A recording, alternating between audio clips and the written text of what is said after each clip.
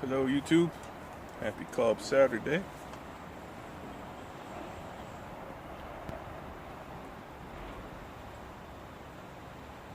Smoking some Amphora, original, Missouri Meerschaum, old Cobb.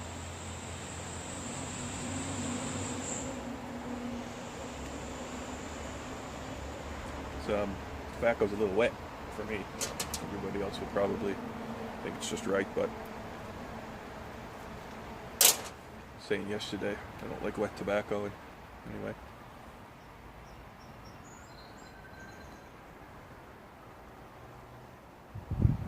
A little tight. Got a crow's nest up behind me here. Finally, you can see it there today. I went looking and said, oh, there it is, way up the tree.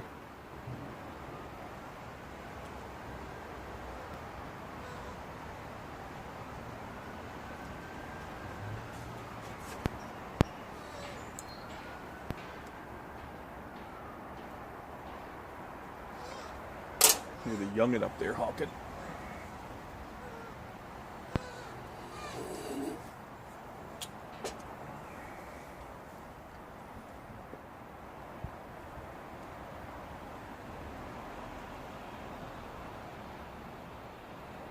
I've been gonna revisit some old hobbies. I like combining my interests. Like for instance, you guys were all in pipes, and some people like to tinker, so they like to restore pipes, that kind of stuff. So, you're doing some handy work and you're enjoying your pipe smoking, right? So you can reap the benefits of your hobby. So, I've been into music for a long time. And I really concentrate on my guitars. And then I got into building tube amps and building guitar effects. So started out taking some pedals that I had and modifying them. And I think the first thing I ever did was I have an old Dunlop Crybaby from the 80s, and it has the sought after stack of dimes inducer. So basically that means it's the cat's ass, right? Because what they do is they'll release the same product, and it may look the same, but some of the internal components they may not be able to source them, so they'll substitute them with other things. So this part here, the inducer, actually creates really wicked tones. So what I did is I get technical, but I did some modifications to it to change the sound of it and change the signal path, make it true bypass, and it's pretty cool. And I started buying kits, pedal kits. So you buy a whole kit, and he drills the enclosure, drills it out for you and sends you all the parts, and you solder it together and put it together. And that's what this is. This is an old pedal that I built a long time ago. It's not working. I gotta find out what's wrong with it. It's a Phase 90. It's a Dunlop phaser. I think it's a Dunlop. I forget who makes those. Anyway, it's a Phase 90 clone. Here's the circuit there. I've sold a few of them. I got one on my pedal board. I like it with just a single dial. And you paint it all up yourself and all that kind of stuff. But I've sold a few of those. So what I do now is, instead of buying the kits from Buddy, all I get from him now is just the circuit boards. Like this. This is a circuit board for a rack pedal. It's an old distortion pedal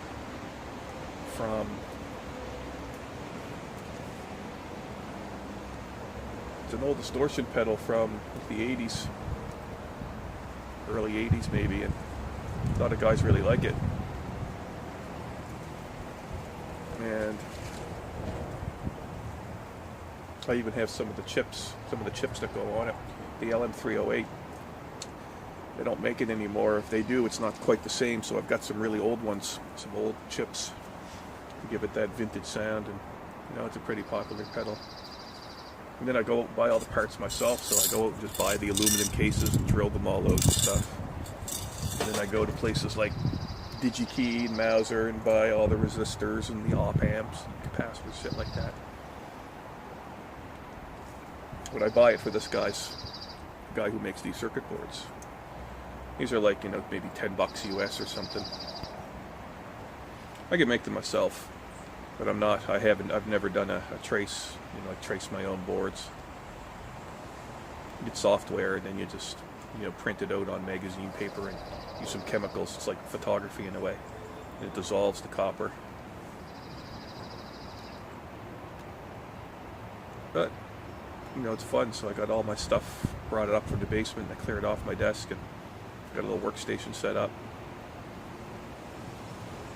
Get back at it, so I'm going to do an inventory of my parts. So I went on my Linux server and created a MySQL database, and now I'm just building the front end in PHP to update the inventory and view the inventory and build projects, and as I create a project template and save it, it'll remove the parts from my inventory and tell me how many I have left, so then when I order more, I know how many of each I have. All them drawers, like drawers and drawers and little drawers of components, right? So I'm combining all kinds of different hobbies. Music, electronics, building, doing stuff with my hands, computers, technology, programming, database, So I'm combining tons of different hobbies all in one. That's what I like to do. When I was a little kid, I used to build models like tanks and cars and stuff. I got pretty good at it. Then I upgraded to this, electronic projects. I built my own tube amp. Kicks ass too, it's awesome. It's a replica of a 1965 Marshall JTM 45. Here comes Mama. It's got KT66 power tubes in it.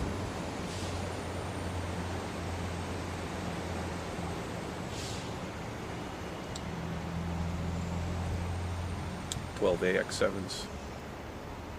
I think they're Britain, or is it the UK or Europe? It's ECC 83s.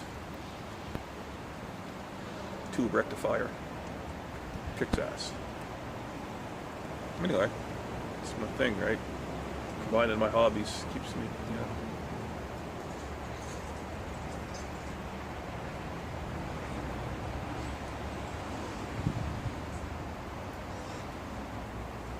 I used to do woodworking stuff too.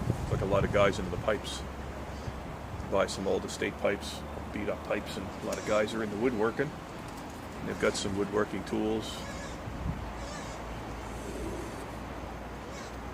Like buffers and lathes and drill presses and stuff like that, saws. I don't have the tools. I got all hand tools. I don't have like shop tools.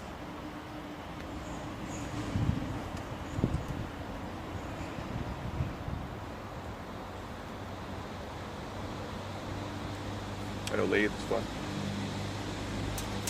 I thought about if I had the tools, I'd definitely try to be making pipes for sure.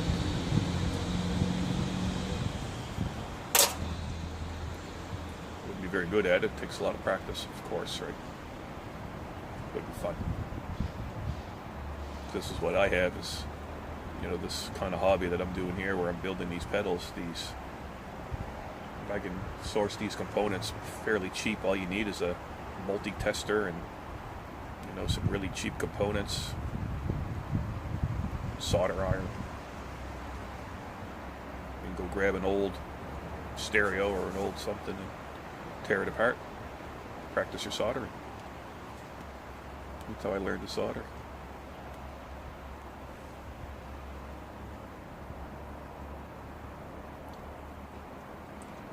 But yeah, it's pretty rewarding, especially when you can build these pedals and you hook them up to an amp you built yourself with I got some nice gear, and it's you go into a music store with your homemade gear and your do-it-yourself stuff, and you put it up against, you know, like a production Marshall or something, you know, or production pedals, and it just blows them away. The other pedal I make is it's an Ibanez Tube Screamer, a TS808 from, you know, you can still buy the op amps for them, the 4558s. But they sell them for like $300. They don't make the old TS808s. They have reissues now for, you know, almost $300.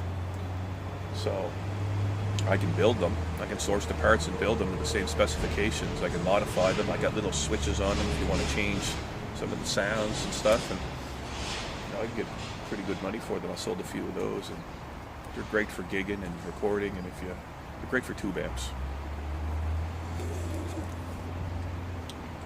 Expecting a pipe video, weren't you? Wet tobacco. It's not even burning. But another reason I don't like wet tobacco.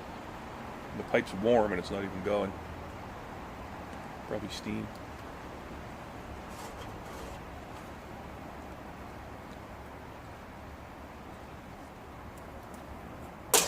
Yep. Just combined a bunch of hobbies.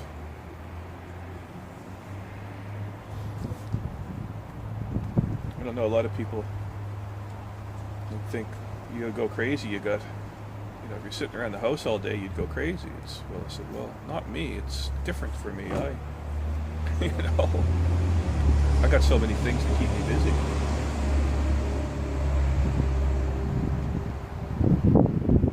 These are some of the things I like doing, you know. So I got my music, electronics, building stuff, programming, technology, Linux, all that stuff. I'm just combining it all into one goal, you know, playing music. So that's what's cool, you know, about music too, is, you know, I play music, I play multiple instruments, try to sing, not very good. Recordings, doing recording. Maintaining your gear, which got me into this, because, you know, your cables are always, you know, if you're going to be a musician, you got to learn how to solder your guitar cables, right? Repairing your gear gets you into modifying it, gets you into building it.